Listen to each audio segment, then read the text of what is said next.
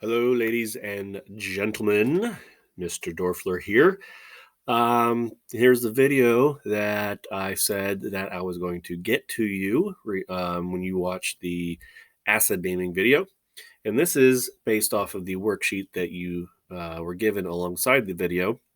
And it's the acid naming and acid formula writing. So we're going to go over the worksheet here. This is kind of designed just for you to check what you got. Again, you can submit your work to the classroom portal that you received this worksheet, so you can submit it there. It is due October 14th.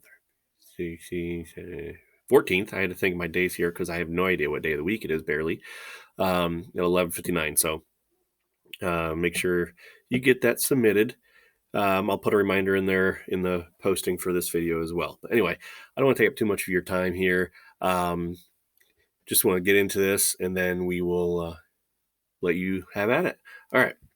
So this first section has us naming the acids here. And so, again, one thing that if you didn't catch on in the last video was when you are naming the acids, that just completely ignore that hydrogen that's been placed on the formula itself. Okay, we don't really care about that. That really has no play on the name itself. It's all based upon the anion that's present.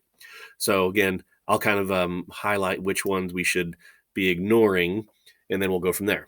So in letter A, now starting off with a kind of a weird one here. Letter A has the hydrogen, okay, at the very end. You may also see it in other formats where the hydrogen is going to be in front of the C here, okay? But, either way is fine. But anyway, just pretend that H is not there. And what anion do we have? Well, that's acetate, okay? So acetate has the ATE ending, and based off the rules, the ATE has to get replaced with IC acid.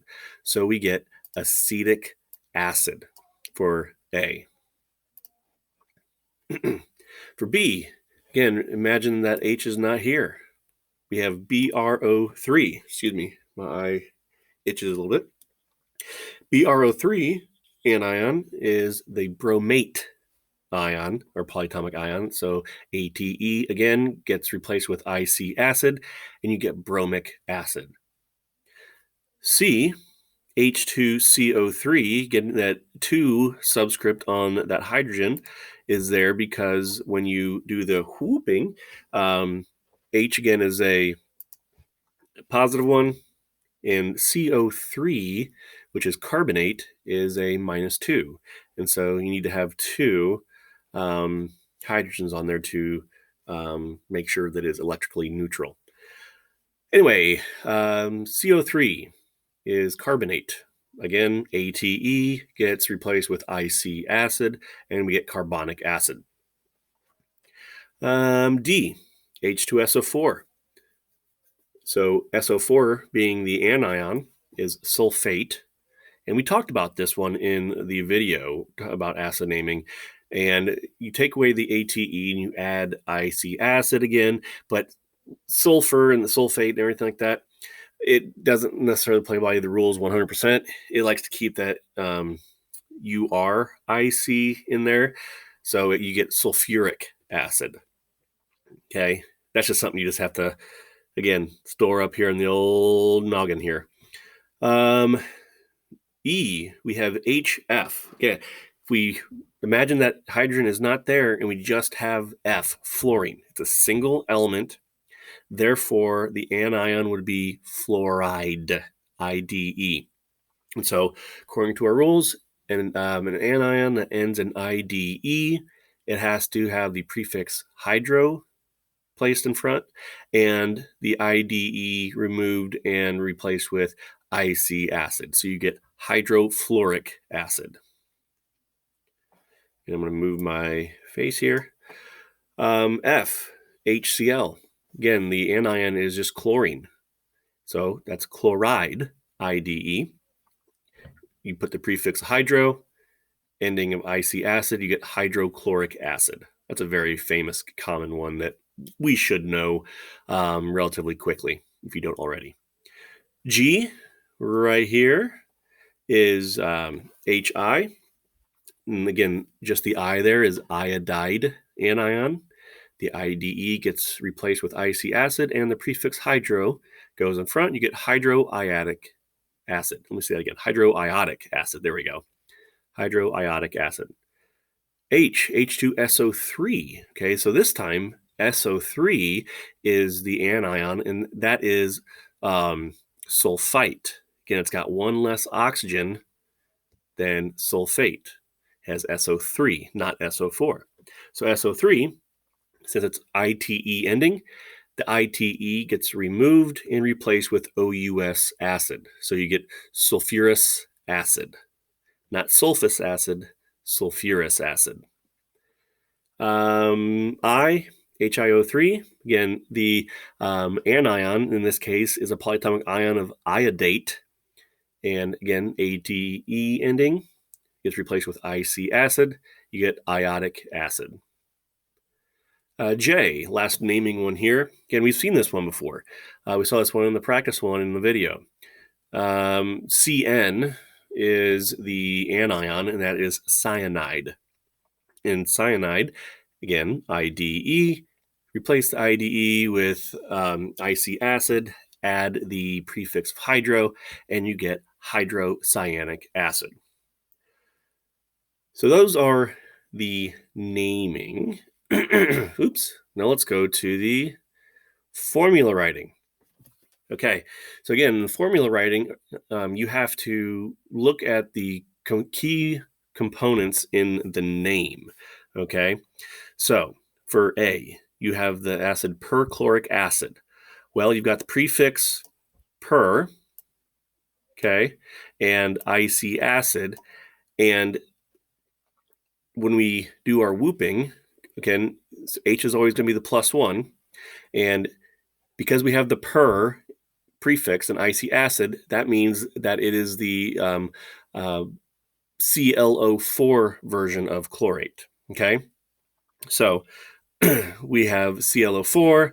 We know that because of the per prefix and IC acid. That means it's the one that's got the most oxygens present. And so when we whoop them, perchlorate has a charge of -1. Hydrogen has a +1. You whoop them. You don't put any subscripts on there. Erasing. Okay, moving on to B, nitric acid. Again, it has IC acid. IC acid means that it took the place of ATE ending. So that would mean that I have nitrate. So again, hydrogen +1, nitrate. Again, you need to be putting these polyatomic ions down on flashcards, or you should probably still have your table from the quiz last week. But nitrate, NO3, has a -1 charge as well. And when you whoop them, they don't have any subscripts put on there. So you get HNO3. C, hydroiodic acid. We have the prefix of hydro, and IC acid is added to that. That tells us, based off our rules, that this was simply just an anion that is just an element all by itself. And so that means it's iodine. And so again, iodine has a -1 charge, hydrogen +1, whoop them, no subscripts there. D, acetic acid. Again, IC acid. That means we have acetate anion. And again, acetate can be written a couple different ways. It can be written as CH3COO, as we see here. It can also be written as C2H3O2.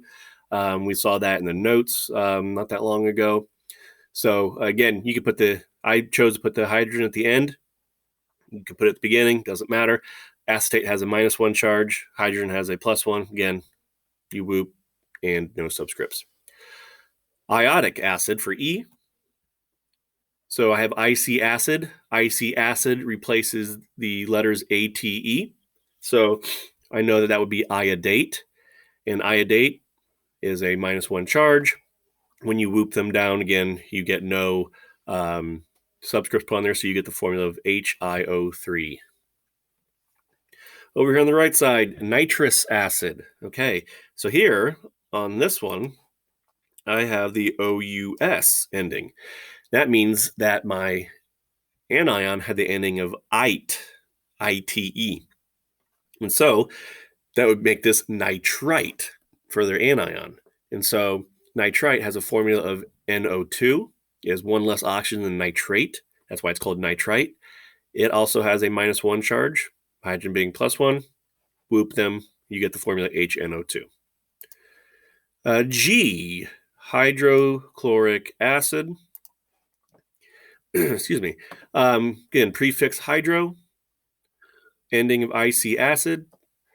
Because it's got the prefix hydro and ending IC acid, that means that my anion would be just the element of chlorine itself, and the anion of chlorine is chloride.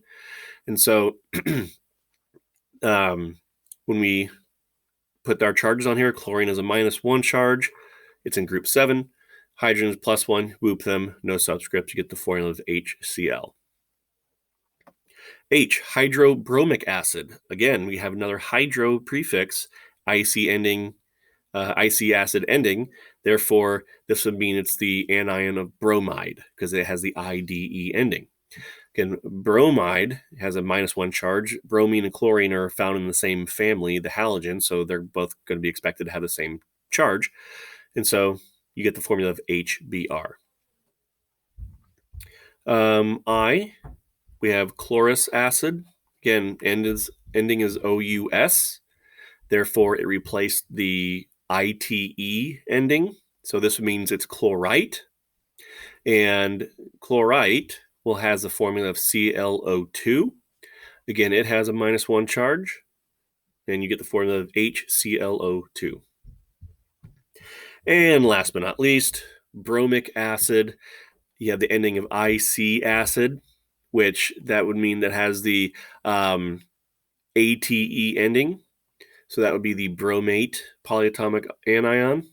And so bromate has the formula of BrO3 -1 charge. And so again, when you whoop them, you get the formula of HBrO3, no added subscripts. So again, go over this video again, double check your work.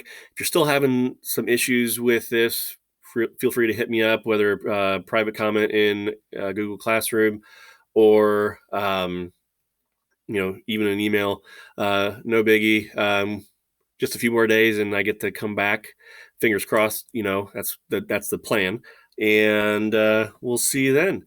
Again, if you have any questions, by all means, get a hold of me. Either way, I'll be around. I'm not leaving the house.